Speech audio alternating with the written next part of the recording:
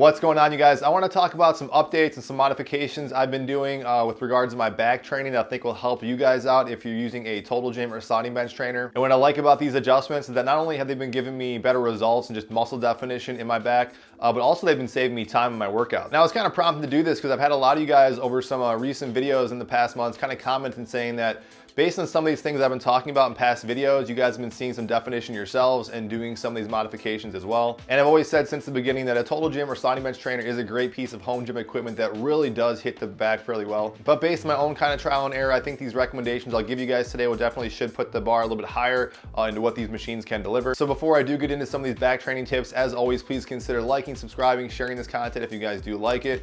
Your feedback and your support is always greatly appreciated. First change I really started to do, and some of you guys may have noticed it in some recent videos, but I've definitely kind of tapered back my use of that wing dip attachment. Don't get me wrong, this is an excellent exercise. It's one I often recommend. I think it feels excellent on the Total Gym. It's, in my opinion, I've said before, almost a replacement to basic traditional pull-ups. If anything, I do these a lot more than I've been doing basic pull-ups, and I said they always have a great carryover between each other. And I've always recommended doing some sort of a pull-up or like a vertical pull exercise, because when I think about training the back, I always think about incorporating some horizontal pulling, like traditional rows, and then definitely incorporating some vertical pulling to kind of really isolate the lats and kind of tie those two movement patterns together. What I've been finding recently is I've been getting equal to, if not better results, just incorporating a little bit more pullovers, and specifically the prone or face down pullovers into my training instead of the traditional wing dip attachment pull-up. And that's for a couple of reasons. I mean, first, primarily, it's just the movement pattern itself. When we think about doing a pull-up or even like a lat pull down equivalent, like yes, you can do kind of like a lat pull on this machine. It's just kind of a little bit harder to kind of load it up and kind of target in a certain area, but you certainly can do that here. I just find that if you think of like what is the pull-up or a lat pull down, it's this shoulder adduction movement. So if you take the elbows out of the equation, you're essentially kind of doing this. And this is, again, a great way to kind of essentially isolate the lats and some other muscles in the back as well. But if you think about doing a prone pullover, we're essentially doing that same thing. We're kind of laying down. We can pull straight down this way into shoulder extension, but we can also do a pullover. We're kind of pulling off out to this side. And since we're kind of taking out the elbows out of the equation, you're definitely isolating the lats a lot more so than you would be doing like a vertical pull-up or like a vertical Total Gym pull-up, because you're gonna be incorporating a little more elbows and flexion and biceps in there as well. So that's definitely kind of it kind of does kill two birds with one stone. You incorporate that elbow flexion, but if I wanna isolate the lats and especially kind of load the lats up on this equipment, this is where it kind of comes in handy, because when you see me do my prone pullovers, I'm always kind of almost pulling down at an angle like this. I do pull straight down too, and don't get me wrong, that also is really good. But if I want to simulate kind of that vertical kind of pulling down, I'll do something kind of like a swimming motion is what I say. And what's great about this is, and this kind of leading to the next point, is that you can actually load this up really well. One of the detriments of doing like a vertical pull with the pull-up wing dip attachments on a Total Gym or Sliding Bench trainer is the fact that if you start adding some external weight, even resistance bands or free weights or whatever, you can kind of slide off the machine because that counterweight's kind of pulling you down while you're pulling yourself up, so it's kind of hard to get a grip. Side note is that I do find if my shirt's off on the machine, there is a functional nature to having the shirt off on the machine. If you guys can do that, you do kind of get more of a kind of a better grip to the machine. But that was always kind of a negative, downfall to that. I used to kind of put the Total Gym up on an elevated platform. That's something a little bit risky, but you can actually do that to kind of increase the intensity. So that's always an option as well if you guys do want to take that risk.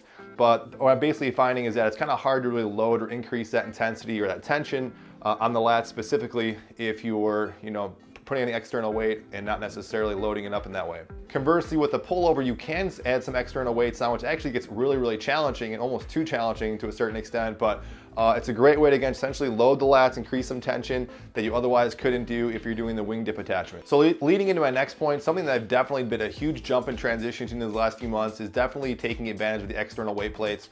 You guys have seen in recent videos, I've been basically promoting and buying some new external weight plates and using them in my workouts.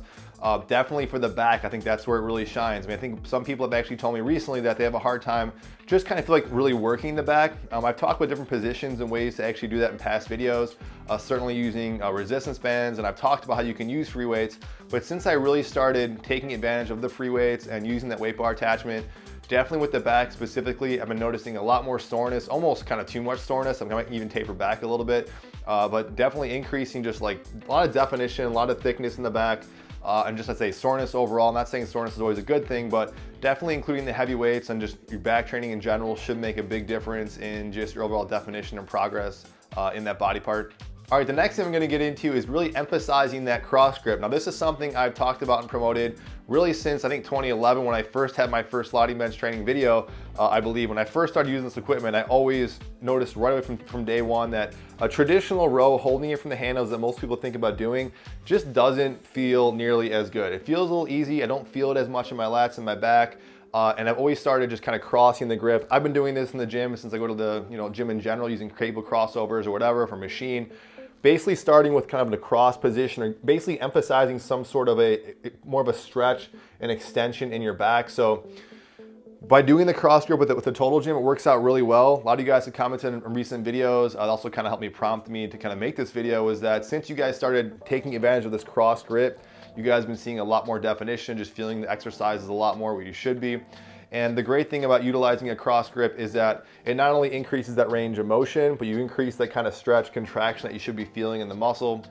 A lot of great benefits, but what I've been doing a little bit differently with the cross grip, I've always been recommending it, but I've kind of been, instead of just sticking to like one position, I'm really changing up my positions where aside from the pullovers, I think the only really big bang exercise I've been doing is that cross grip row. So if I could honestly say, I can narrow down a lot of my back training predominantly is just doing a lot of pullovers, with weighted pullovers, I should say, face down, and then utilizing the cross grip position, but in different positions. I'm either kneeling, sitting up. The point is, if I cross grip and row up here versus down here, it hits a little bit different muscles and areas in the lats. Even going single arm, so essentially just not grabbing two of them, grabbing one and then crossing in. Big thing I would say recommending if you're going to really take advantage of this is to pick up those swivels and chrome handles. I have a whole video on that. I recommend them all the time. These things are always on my machine. They make a huge difference here. That's always kind of a point people kind of ask about, is like, how much should you have the hands down and kind of supinate and pull them into neutral this way versus just keeping it here. I just think it always makes better sense, especially if you're crossing the hands, to go hands down and then pull it in here. Not only do your hands kind of get out of the way with each other, but also I think you engage your lats a lot more so. Lats and also rhomboids, traps, a lot of body parts in the back. And just like the previous points, once I started putting on some external weights, my cross grip row just feels all the more better. Now, aside from those points I just mentioned, those are really the big takeaway things that I wanted to give to you guys that I've been doing recently, but I definitely don't want to throw out that single arm row, which has always been a staple. It's one of the go-to exercises I recommend to a lot of you guys. Granted, I don't use it as much as I used to. It's still really effective, more so now than ever since I've been adding some external weight. But that's always something, is what I'm talking about is basically that single arm row. Attaching those two cables to one handle, again, works really well if you got the swivel and the chrome handle, because that little bit of movement can allow you to kind of get more of a twist in your wrist as you're kind of pulling it. Just like the cross grip row, sitting in that position with a single arm row definitely already kind of starts you in a nice kind of stretch and contraction when you go ahead and do that exercise. My point is that utilizing the cross grip row from different angles and kind of grabbing one side to one side, especially with external weight, I'm finding I don't necessarily have to do that as much. However, though, if you're looking for there's a day where I want to just load up my lats and really just kind of make them feel kind of fired on, putting some external weight and going back to that basic row works great. However, if you are someone that either doesn't have an external weight bar option, you have another sliding bench trainer doesn't have that ability to do that, you just want to make the back exercises harder, that's always my go-to recommendation, is putting the cables together and doing that single arm row and just kind of working that tension that feels right for you. All right, so that's really it, guys. I'm sure in the future my training might change a little bit, but I'll always kind of give you guys updates whenever I can and some useful information that I'm finding with the machine.